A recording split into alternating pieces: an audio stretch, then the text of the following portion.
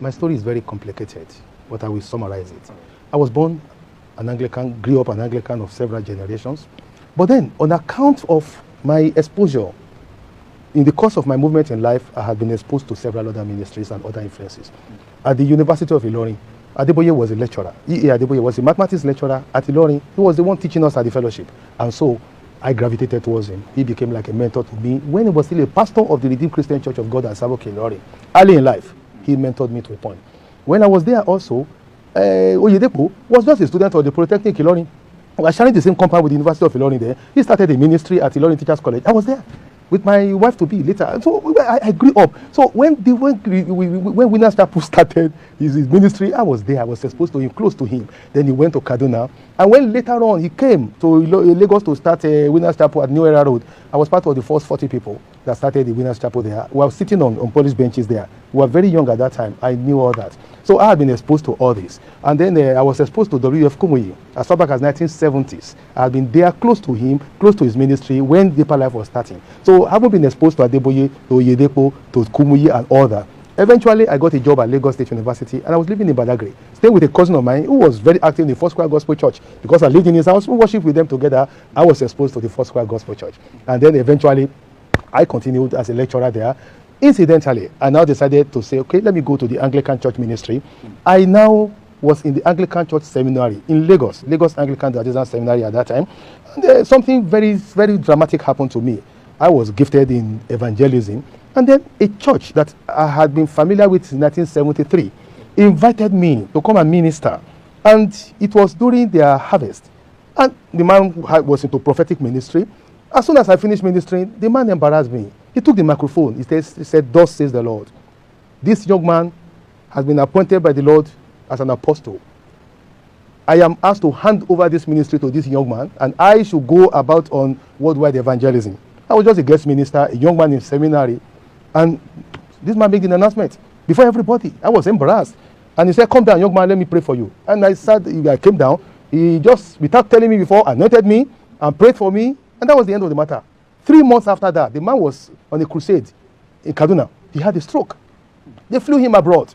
And when he went abroad, the church was now leaderless. I was in the seminary, a delegation came. Said, "We were there when they anointed you. This man has stroke now. We're not too sure about his condition of health. He's outside this country. Please come and take over this place." I resisted, and God said, "Go." So I got there, and I became a general overseer. I had to suspend my seminary training. Eventually, I went back to Archbishop Vine in Akure later on. And for my ceremony, I was already a professor when I went to Vine at that time. So I had to take it up as an evangelistic call because the man was in the critical condition, the place was leaderless, and I had to reluctantly assume duty. So I started my pastoral ministry as a general overseer of a church. Started climbing from the ladder. I was a bishop wearing purple.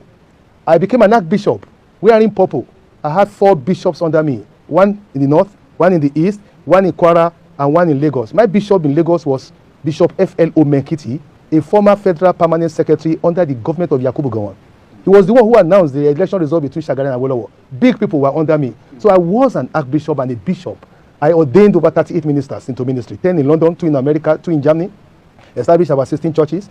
As far back as 1996, I had my own television program, Moment of Hope, on Lagos Television, 1996, with Dakwa Shaju.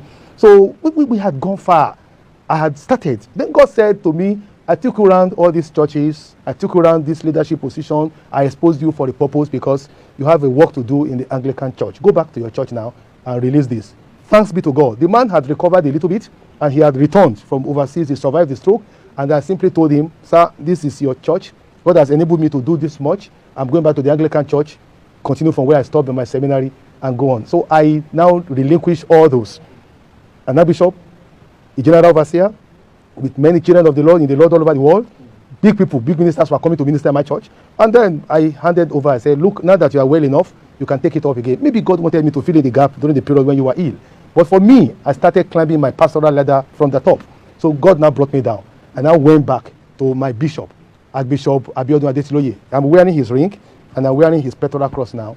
And so he said, "This, my son, you are the one we watch every Sunday on television." I said, "Yes." "You are coming back to the church?" I said, "Yes." I never left the Anglican church. It was just a call to duty, circumstantial interruption. And he laughed. And he said, "You know where you're going to come back to?" He said, "You're going to become an ordinand, the most junior in the rank."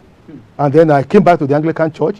He now put me as St. Michael's Anglican Church Ojo under Venerable Adibamiwa. And there I was a postulant, ordinant, the most junior in the procession. And after about 6 months, he decided to ordain me as a deacon. When I was ordained the deacon, the Guardian newspaper put it as a back cover page.